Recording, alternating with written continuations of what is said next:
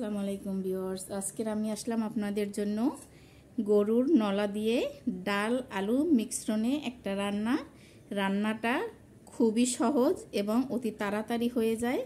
আপনারা এইভাবে রান্না করে নান, পরোটা কিংবা রুটি এবং ভাত সবটার সাথেই খেতে পারবেন। খেতে অসাধারণ লাগে। যদি ভালো লাগে অবশ্যই আমার চ্যানেলটি লাইক কমেন্ট শেয়ার করে দিবেন, সাবস্ক্রাইব করে পাশের বেল আইকনটি ক্লিক করে দিবেন এবং ফেসবুক পেজ থেকে যারা দেখছেন তারা লাইক কমেন্ট শেয়ার করে আমার পেজটি ফলো করে দিবেন। এখানে আমি কয়েক টুকরো গরুর নলা নিয়ে নিলাম আর একটা প্রেসার কুকার নিয়ে নিয়েছি। চুলায় প্রেসার কুকারটা দিয়ে দিয়েছি, চুলাটা কিন্তু এখনো ধরাইনি। আমি এখানে এই নলাগুলো দিয়ে দিচ্ছি।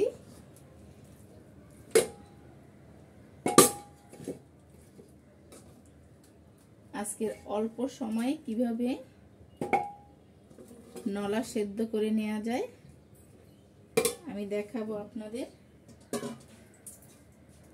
আর শুধু নলা আমি রান্না করব না, নলার সাথে আমি একটু ডাল আর আলু দিয়ে দেব।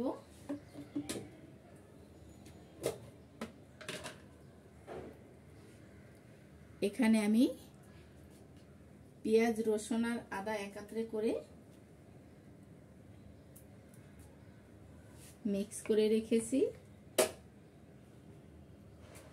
সেখান থেকে আমি কিছুটা দিয়ে দিলাম হলুদ, দিয়ে দিলাম আমি 1.5 চামচ, মরিচ দিয়ে দিলাম 2 চামচ, জিরা ধনিয়া আমি 3 চামচ দিয়ে দিলাম আর লবণ দিলাম পরিমাণ মতো।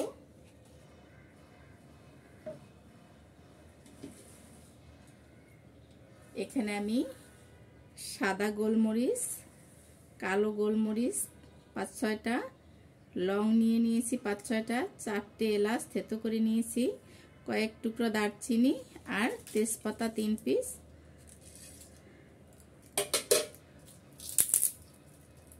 আমি এখানে ছিঁড়ে দিয়ে দিলাম আর দেব পরিমাণ মতো তেল। তেলটা নলাতে একটু কম দেওয়াই ভালো, কারণ নলা থেকে অনেকটা তেল বের হয়ে আসে। আর এখন পরিমাণ মতো পানি আমি দিয়ে দেব।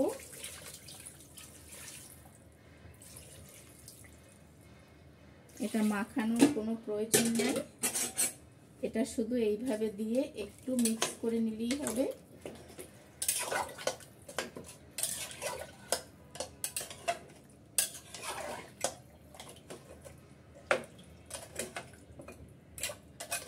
নলাগুলো বড় সাইজের হওয়াতে তেমন নাড়াচাড়া যায় না। এখন আমি চুলাটা ধরিয়ে দিলাম আর প্রেসার কুকারের মুখটা বন্ধ করে দিলাম। এখানে আমি 4 থেকে 5টা সিটি দিয়ে নেব, এতেই নলাটা সম্পূর্ণ সেদ্ধ হয়ে যাবে। এখানে আমি আরেকটা চুলায় একটা কড়াই বসিয়ে দিলাম আর সেখানে আমি 3 টেবিল চামচ পরিমাণ সয়াবিন তেল দিয়ে দিলাম।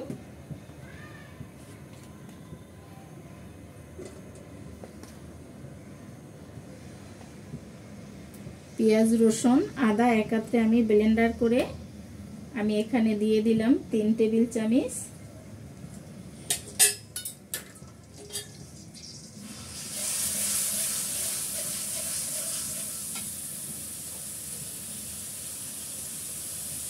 এখানে হলুদ দিয়ে দিলাম আমি 1 চামচের সামান্য একটু বেশি, মরিচ দিয়ে দিলাম 1 চামচের মতো, জিরের গুঁড়ো আর ধনিয়ার গুঁড়ো দিয়ে দিলাম 3 চামচের মতো,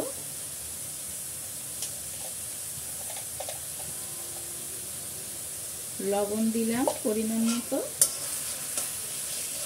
মশলাটা আমি একটু কষিয়ে নিচ্ছি।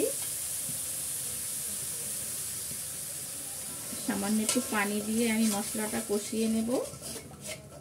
অনেকেই করেন কি প্রেসার কুকারে, আমি এখানে বুটের ডাল নিয়েছি। আমি এই বুটের ডালটা 3 ঘন্টা ভিজিয়ে রেখেছিলাম। আমি এখানে 250 গ্রাম বুটের ডাল নিয়েছি। এটা অনেকেই প্রেসার কুকারে রান্না করে, না হয় সেদ্ধ করে তারপর রান্না করে।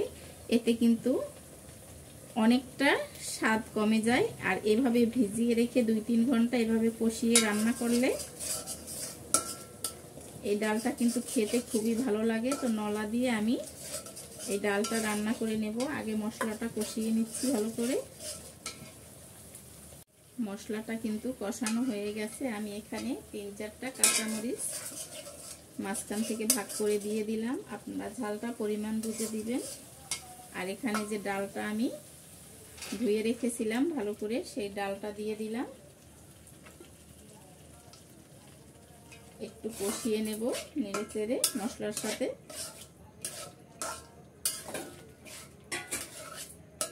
সাথে এখানে আমি 2টি আলু এভাবে চাক চাক করে কেটে নিয়েছি। আলু দুটো এর সাথে আমি কষিয়ে নেব।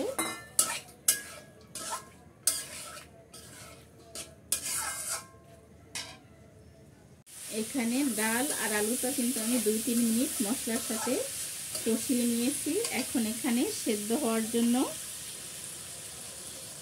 পানি দিয়ে দেব।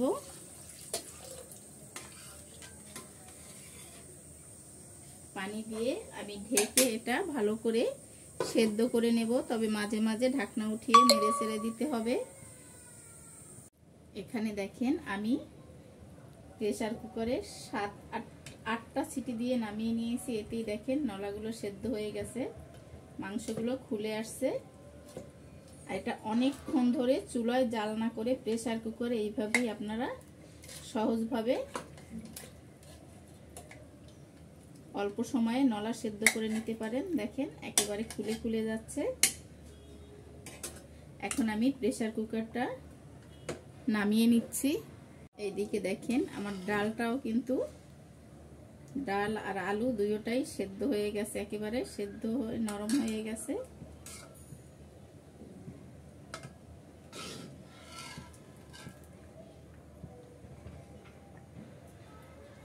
এখন নলাগুলো আমি উঠিয়ে এখানে দিয়ে দেব ডালের সাথে।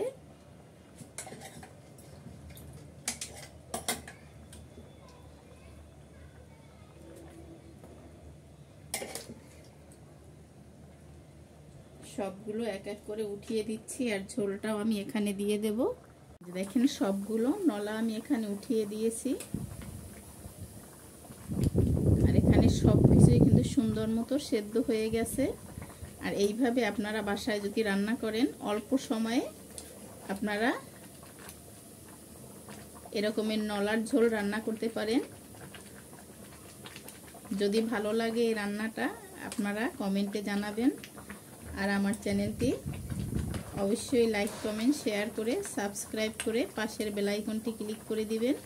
আর ফেসবুক পেজ থেকে যারা দেখছেন তারা লাইক কমেন্ট শেয়ার করে আমার পেজটি ফলো করে দিবেন।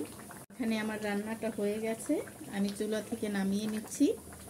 এটা কিন্তু নামানোর পরে ঝোলটা অনেকটা আরও টেনে যাবে। তো আমি চুলাটা অফ করে দিয়ে চুলা থেকে নামিয়ে নিচ্ছি। এই যে দেখেন আমি একটা পেলায় উঠিয়ে নিলাম। উপর থেকে সামান্য জিরের গুঁড়ো দিয়ে, টালা জিরের গুঁড়ো দিয়ে ডেকোরেশন করে নিচ্ছি।